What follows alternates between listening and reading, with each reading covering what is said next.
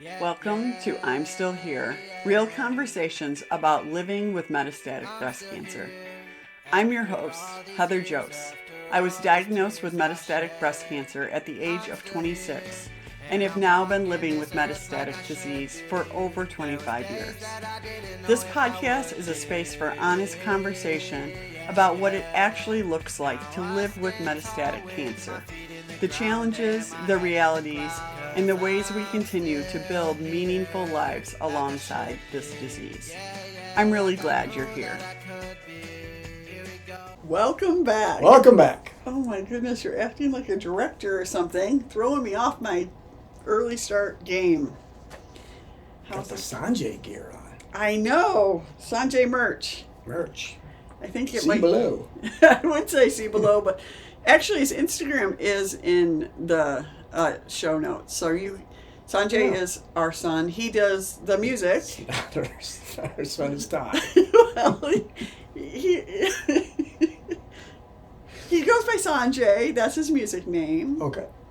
And technically, he was Sanjay when we adopted him. I don't know That's if you fair. remember. That's fair. So Okay. he is our son. Right. Yep. But anyway, he sells the merch, and yeah, so it's all good. Mm-hmm. All right, we are doing a question and answer episode. These are questions from Instagram and Facebook that people asked me or us. Not me. Well, you. you can join in on I some will. of them. I know. Okay. So thank you for your questions. We're going to do this, once every 12 weeks or so, and so I'll keep putting it out there, and you guys can keep throwing your questions my way. All right. How do you deal with the uncertainty and trying to plan when feeling like you're in a state of flux? You definitely dealt with this a ton early, and it's waned. Yeah. So that's my first answer is it does get better with time. But I think that when we consider living with cancer, people get tired of it really quickly. And so they kind of assume that you're good and fine after a year, or maybe they'll give you a little longer. But the fact is, especially when you're living with metastatic disease, this is a years-long process. And it varies based on how many challenges you have along the way, right? So every time you think that you get your footing, something comes along and knocks you off, then it is kind of a 2 steps back sort of situation. So I think learning to live with uncertainty is the key. I don't think that you are truly ever going to, and honestly, none of us do live with certainty. We just live under the pretense of certainty when we don't have a diagnosis like metastatic breast cancer. Would you agree? That's a great way of saying that. Yeah, 100%. So the challenge is, how do I continue to plan but not try to have this control that I just can't have? Some of that is by, I think some of it is just practicing. Sometimes it is taking a swing at things and they work out or don't work out. I remember the first time we bought plane tickets, and we bought them, I think, like 6 months out, and I felt like it was almost irresponsible. Great. And we got to go on that trip. Got on that damn plane. We got on that plane. But it's really just like learning to live with uncertainty, however you can do that. It's constantly evaluating what would throw you off and how equipped you are to deal with things. I feel like you have So hard. It's really, really hard. I think it honestly is the biggest challenge, one of the biggest challenges of living with metastatic disease. So hats off to the person who, this was the first question that I came across. on this. So. Yeah, it's just, I mean, I'm sure this person is looking for advice, Yeah. and it's not really advice, it's the truth. And the truth is, it gets easier the longer you're out, Yeah. right? About ready to be a cat fight in our, it used to be dogs everywhere, now there's cats, and they decided, their brother and sister, hey, psst, psst. So, yeah. Yeah, it's, I would say control what you can control, but also you have to recognize that there's a lot that you can't control. So it's just learning to live with those things and recognizing that you can. I found a lot of reassurance in, like, if I'm going through the what ifs, what if there is progression, what if this, just being able to say things to myself in terms of there's always advancements, there's the next thing's coming, kind of thing. I can get through it, whatever. I think one of our favorite sayings in our family is we'll figure it out. I don't think there's a lot of downsides to planning for your future. Yeah. I do think there are significant downsides to not doing that. And I'm talking about, from the mental side of things. Our brain is the most powerful organ, and it controls our immune system. It controls our ability to fight cancer. And we've all heard those stories, right? Where they make it just to the wedding. And I'm not talking about cancer patients, really. I'm talking about, older people, but when given a reason. So I don't think there's a lot of downsides to planning. That being said, though, like you can practice it, right? You can practice planning something that's a month out, or something that's 3 months out, something that's, a year out. You can kind of practice that and see how it feels for you. And if it's too overwhelming, then maybe you need to bring it back, you know? And also just like, again, my mind goes to travel, but just recognizing that, you know what, you don't have to get the best deal if it's too stressful for you to, commit to something. Then do something later. But, and yeah, but what about having you? something to look forward to is also awesome. Yeah, you from the beginning, almost not the beginning, but you were like, I want to see my daughter graduate. Well, I know it was beginning, it's kindergarten. Yeah. And then, so you did that though. I did. I think, well, the first big goal was to see her go to kindergarten. She was 14 months old. So that would have been, it was 4 or 5 years actually before she went to kindergarten. And along the way, there was a lot of, for me, like self-doubt, or what if this isn't going to happen, or whatever, Which every human has. Yeah.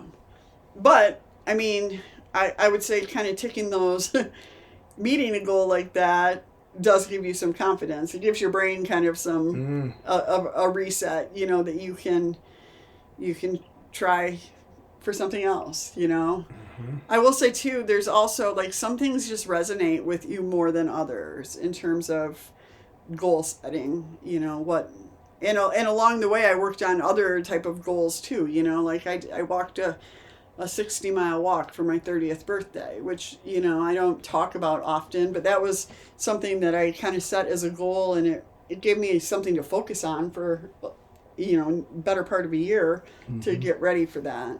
So yeah, I think, there's a lot of good things that happen from you writing and thinking about what you want your life to be, and thinking about it even, some of the research would even say present tense, right? Like, I am a person who is healthy and, You active. Definitely did that a lot. Yes. So there's a lot of, and so writing down those good things as well, is really helpful. Mm-hmm. Just giving your brain another way to look at things, and not always being in the state of what if. Sure. Yeah. What has helped you stay in the moment and not let cancer fears overtake moments is the next question. Well, the answer to this is she didn't. Yeah. In the beginning. So I don't know where you are in this process as the cancer patient, but she didn't.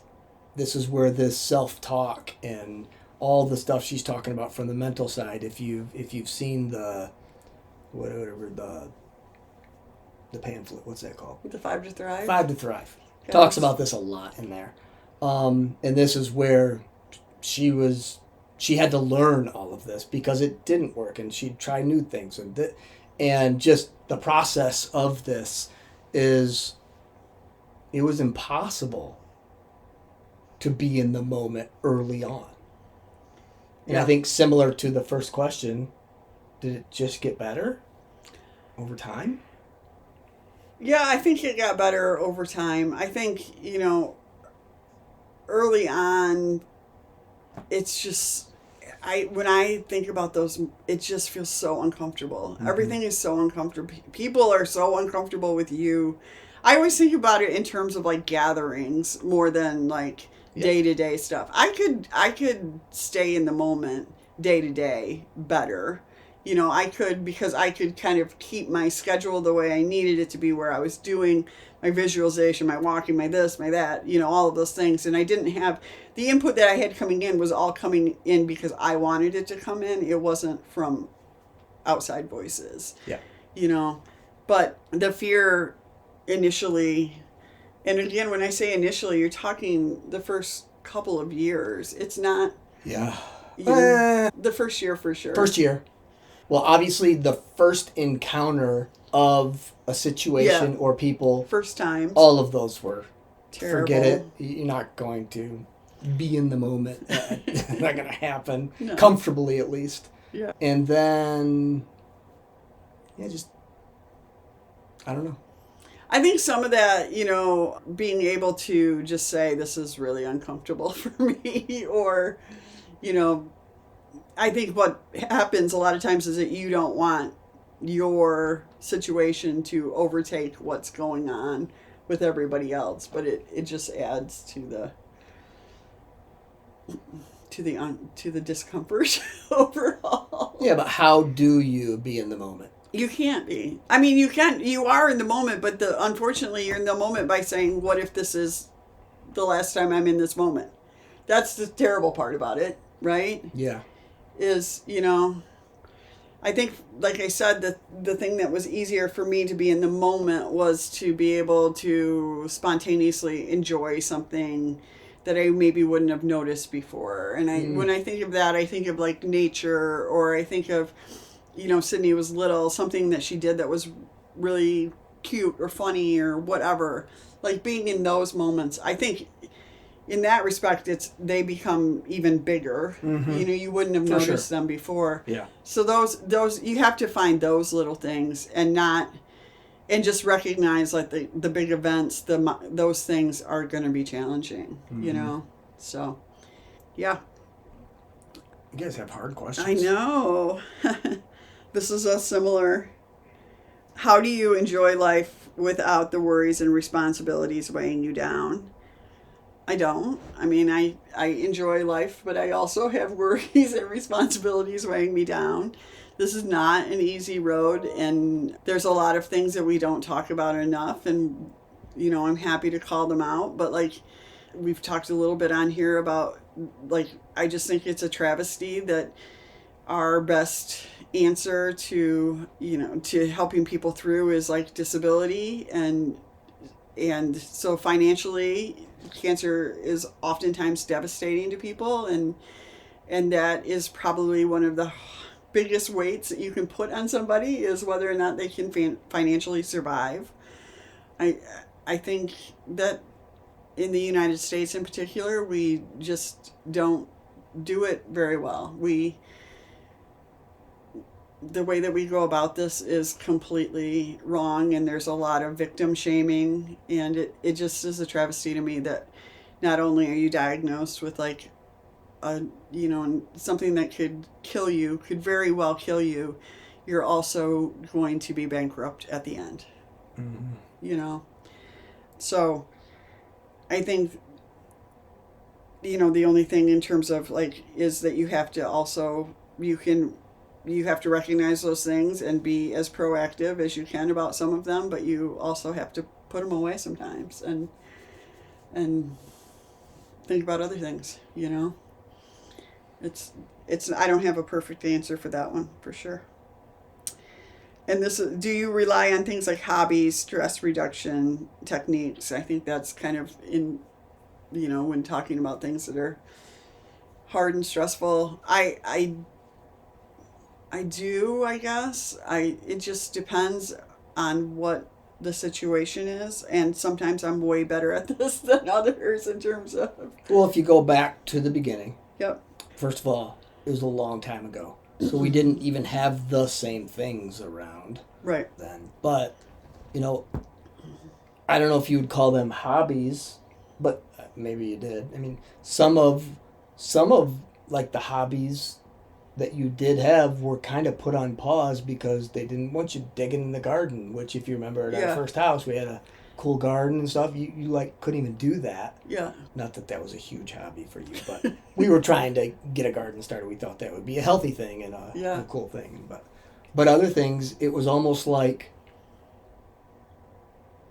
what some people would call hobbies, you were doing to keep your body as healthy as possible to stay here longer. Yeah. Or like going to the gym. Yeah. You know, some people call those hobbies working out. You were doing it for a specific purpose. You were going for walks for a specific purpose. You were food prepping and fixing food and doing that for a purpose. You was very purpose driven in the beginning there that first year. And beyond that actually. Yeah. I don't know that I've ever really lost myself in hobbies the way I kind of have dreams of doing that again someday. Some of that I think is also just the way the world has changed and how, I'm definitely a scroller and all of those kind of things that just kind of rob you of your time and energy towards hobbies and creative outlets, I would say. So I think that being able to be creative, to be able to make things, to be able to do that is a really good feeling. And I love it. And again, you can be creative in the kitchen, you can be creative in the garden, you can be creative with a hook and needle, you can, so many different ways, painting, so many different things. And I think we forget that we're meant to be creative. Like that's a big part of people's lives and enjoyment and connection. All of that comes from creating. So, okay, what's something you wish you knew on day one that you know now? Oh gosh, that you're going to be doing a podcast 27 years later about it. First of all, we would have said, "What the hell's a podcast? What's the internet?" A lot of what's that, but. That's got to be number one, that you're still here. Well, yeah, I guess that'd be nice to know, right? Sure. Wow. That would have alleviated a lot of stress. Shouldn't stress out a lot about this. Yeah. I'm gonna make it. But that's probably not what she's talking about. Yeah, I think I would. One thing I wish I had known then was that, like, I think small decisions add up, right? But also, like, it's okay to give yourself a little slack here and there on things. Mm-hmm. And, like, I've seen people, like, stress out so much about, and I used to do it too, like, I'm not, like, oh my gosh, I have to get my medicine that day, or, mm-hmm. You know what I mean? And now I'm like, oh, I should have asked the question. And I hear that we were talking about it in San Antonio this year, like, somebody was talking about treatment or whatever, and it's like, and they're like, but I'm going to have to miss. And I was like, have you asked your doctor? Because honestly, they might be like, oh no, let's do this and this, or let's do, you know what I mean? Like, I feel like some of those things, some things that I thought were so set in stone that I wasn't even going to ask about, really are up for discussion, Mm-hmm. Those are some of the, I don't know, that's one of the big things. Also, you get to choose how you spend your time. You know what I mean? Like, and finding people to support you in that is really important. Like, I do feel like cancer is an opportunity to throw everything out the window if you want to. Like, what's working, what's not working. This is, you have this one precious life. Like, you know, live it Yeah. to the best of your ability. And You saying to some extent a reset? a reset. You know, like, if, again, you know, coming back to career or whatever, like, those things, like, if you're working in a toxic environment and you're trying to get well, like, how does that fit together, you know? Or if it's draining the life out of you. I think that cancer has taught me to walk away from things that aren't working for me, and that I don't owe anybody an explanation about that. Like, of course, we talk about those things and, like, big things that I'm doing or whatever, but for the most part, it's like, I don't have to explain myself to you. I mean, to the greater public, right? Right. And so, the goal with all of that is just to make the most of, you know, of all of it. So it's interesting because I attribute a lot of, well, one of the big reasons Heather's still here is because her ability to mentally just be superwoman to some extent with every little part of that. You clearly did not know what you were doing from the mental side, the I don't even know, the macro of that, the big picture of that at the time. You knew, hey, I wanted to, for example, meditate for this reason, right? You had that, but I don't necessarily think you totally appreciated the whole package of this mental power until 25 years later. Or, I mean, maybe not 25, 20 years later. I really think this is a part of it, us really looking at everything from a micro scale and then backing up and putting it all together. That's when I really appreciated, wow, I didn't see how all of that went together. I don't know. Well, I think one thing that, you know, that you saying that triggers is that one thing I've also realized was that, you know what, that little voice in the back of my head, that small voice, it was right. Yeah. It was right. And I had been taught my whole life not to listen to it, right? Listen to it. Because it knows what you need. And she's talking about everything in your life. Yeah. From conversations to things you put in your body to everything. It gave me courage to speak up for myself and to do right for myself above and beyond pleasing other people, which of course was always my job and role before. And not that I mean, of course, you know, not that I don't want people to be happy or whatever. Right. But stand, not at your expense. To stand up for myself, to say, stop, or that doesn't work for me, or this does work for me, and this is how I'm going to go forward. It was a big deal. And I again, part of that I attribute to the fact that I was only 26, and so you're still so young. I think everybody's still gaining their voice in that time, but I'm really happy and proud of myself for listening, and I feel like the best things in my life have come from listening to that voice and not trying to be on this performance track or this you should or the world says this or whatever kind of track. So I listen to her voice too.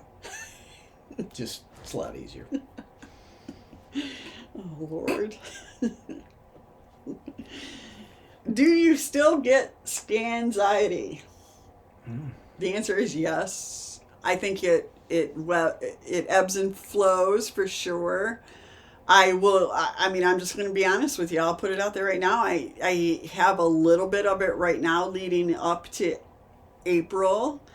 And the reason is that we had a scan in October, November sometime, and it was stable. There was a little something, there was a little something, but Dr. Myra was fairly confident it wasn't cancerous, but we moved the scan out like 6 months, which is unusual for me. I usually go a year. So things like that do plant in your head a bit, right? And you still have, and then you have to deal with them, right? So there will never, ever, ever be a time in your life when you don't have scan anxiety. yeah, There will never be that. Here's why I know this. It is for me. If I were to go get a scan to detect something bad, I've never had cancer yet. I hope I never do. But if I do a scan to see if it's there, I'm going to have scan anxiety. yeah, And you've already had it. yeah, So you're for sure, that is human nature. That is the way we were programmed.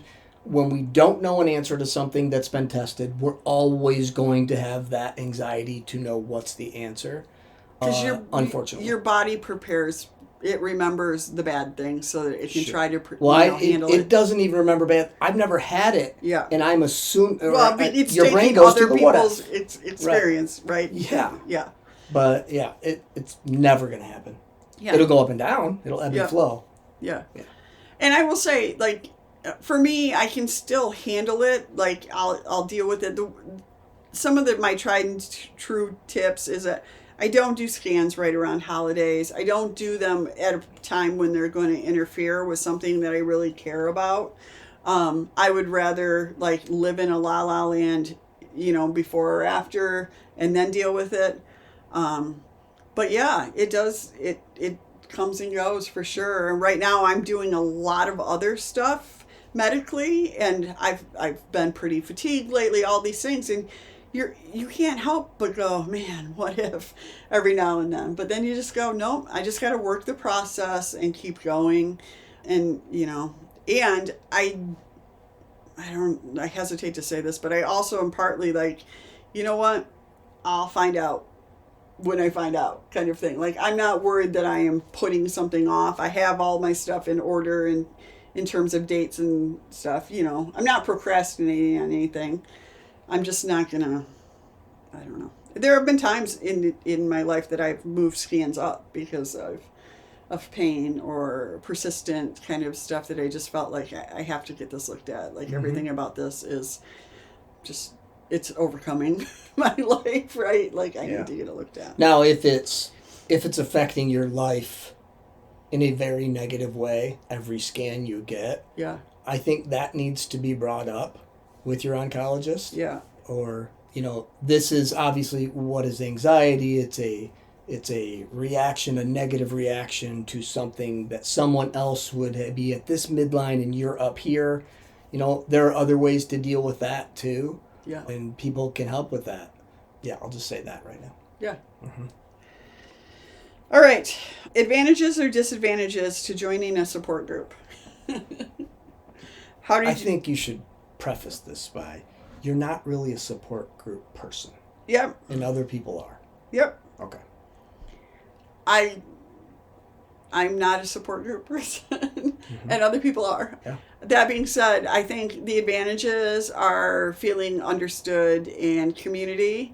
The disadvantages are having to take on the emotional toll of other people, and also things coming to light that you maybe would have not been aware of that you would like to be able to unlearn. So, yeah, you don't forget things. Your brain doesn't forget things, and I just knew that I couldn't do that. Like, I couldn't take that. I couldn't take on other people's stuff. I didn't want to hear about progression in other people and death and everything else. I just couldn't emotionally handle it. I couldn't do it. And you've tried with the online support group. Yeah. We call them support group. We'll do that. Yeah. Where you have not had a personal relationship with people, but you got to know them well as you could online, and then they're gone.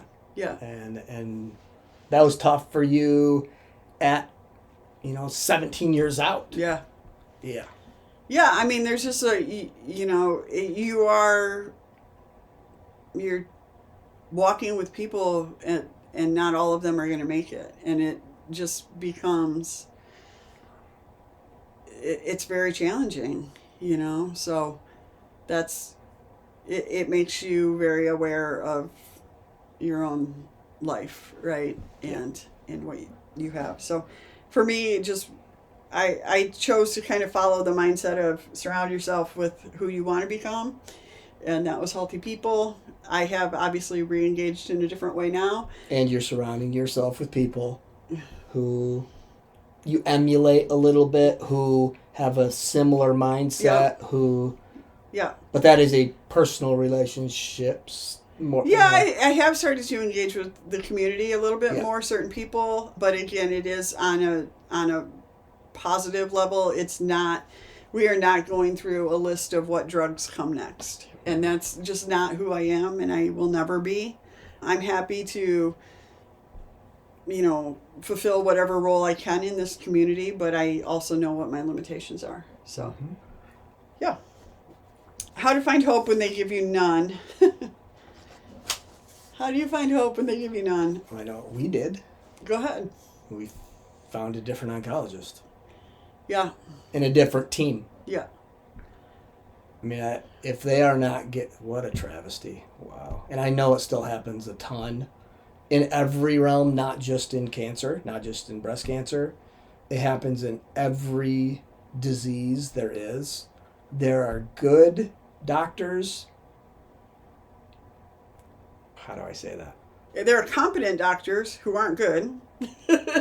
Well, there are good doctors who do the job well, but have none of the psychological skills, which, to be a good doctor, in my opinion, you have to be at least an 8 out of 10 in this area. Yeah. Because it is the most important thing you're going to do. It's not the medicine. I know it's important. The medicine's important, but there's been 100 years of evidence of, with just this medicine, well, our numbers weren't real great.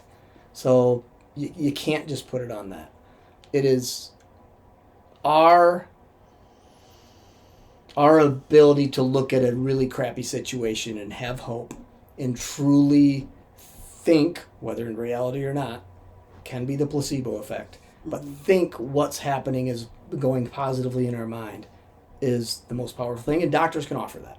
And that this hope, that's what this hope is there is a chance that you will still be here 50 years from now. Yeah, and I think that you can also find that with people you know, and I think you have to be open to who those people are. I think that sometimes it's surprising who comes alongside you and kind of is like, I believe in you, and who doesn't believe in you, So hang out with the believers, hang out with the people who like bolster your spirit, who give you a little bit of that hope, who encourage you to find a different provider if you need one, who say, how can I help you, versus, oh shit, that sucks, Yeah, the person who asked that question, if you're asking for permission, you got get appointment tomorrow. Yeah.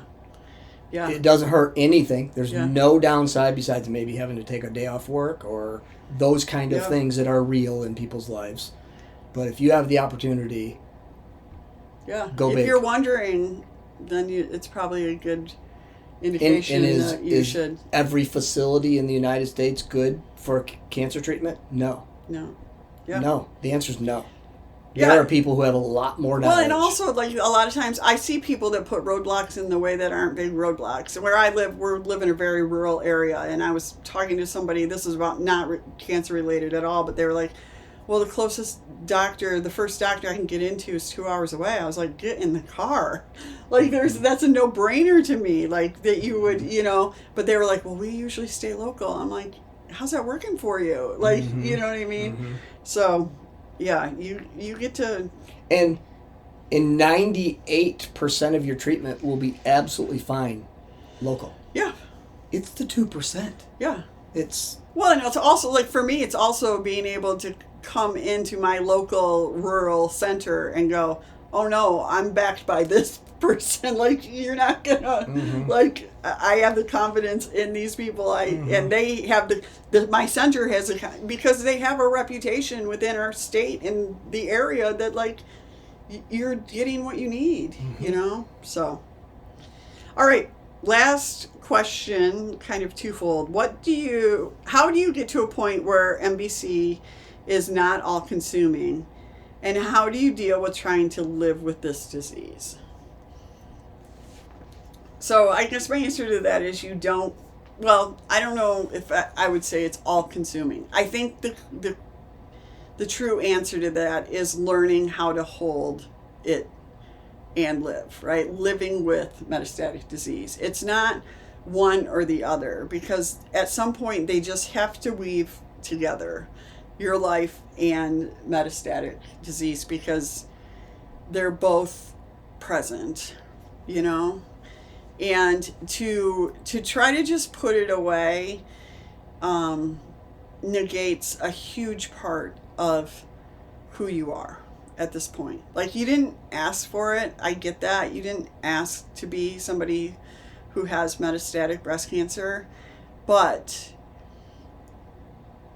it is a big part of your life and that's okay, I don't know. I think I think it's different for everybody in terms of what that can look like, but I wouldn't say it's all consuming for me anymore. But it's a central part of who I am. Yeah, obviously doing podcasts like this and working to get the podcast ready and scheduling guests and working with Little Pink, and there's quite a bit about your life right now that deals with that, and that was by choice. That was intentional, yes. If we think of the 10 years prior to doing the podcast, still being quite a way years, there was a lot of times when you didn't think about metastatic breast cancer a whole lot. I didn't talk about it a whole lot. Okay. I don't think there's ever a day that you don't think about it. But it doesn't, it's not like it comes with a scary thought. It's just a... Oh, okay. Yeah. You know what I mean? Is that what she's alluding to, though, in the question? Or he? I'm not sure. She. I think it is kind of learning to lessen the fear, but also acknowledge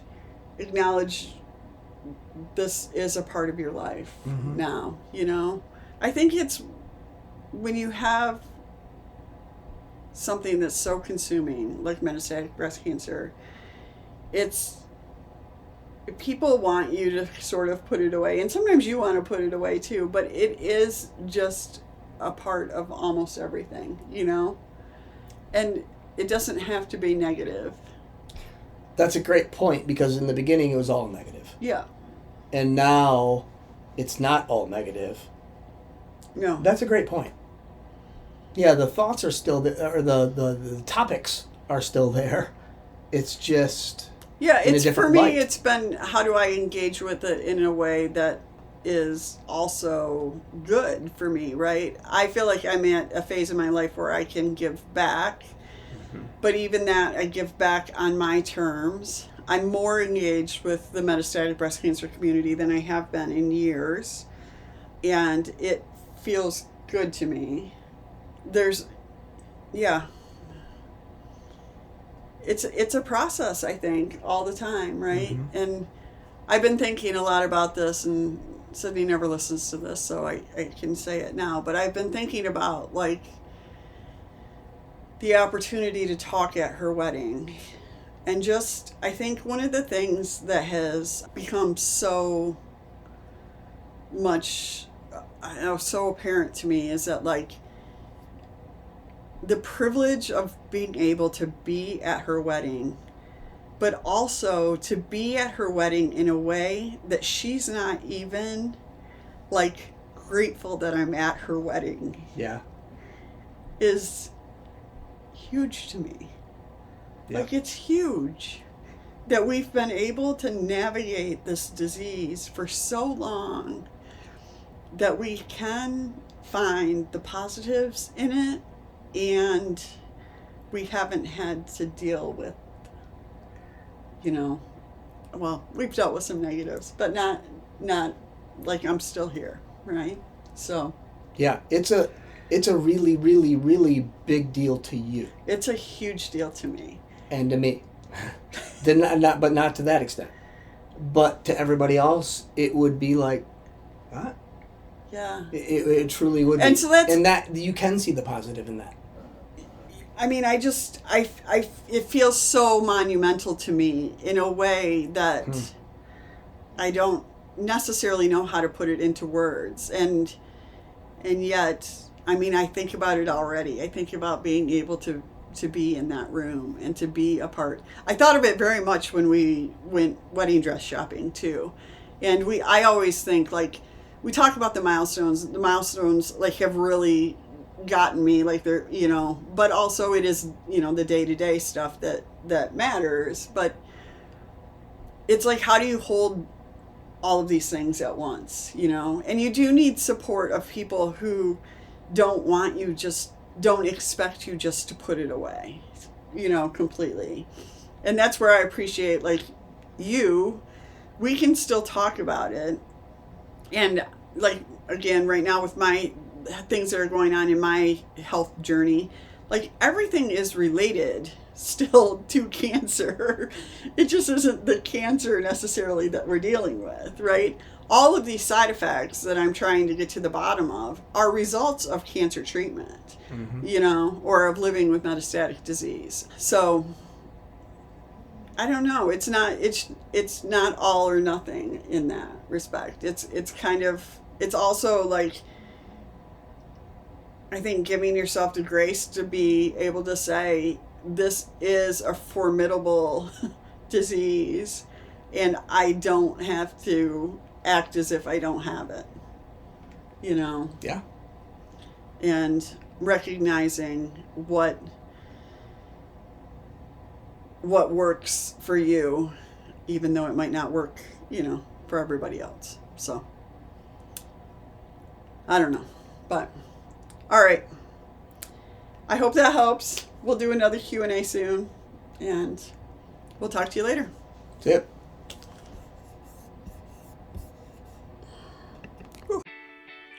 Thank you for listening to I'm Still Here.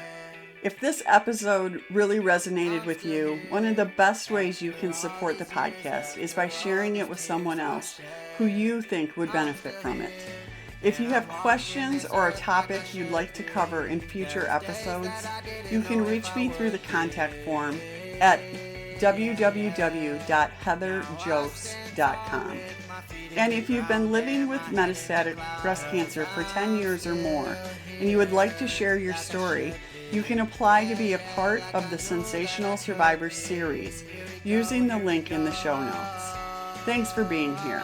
I'll see you next week.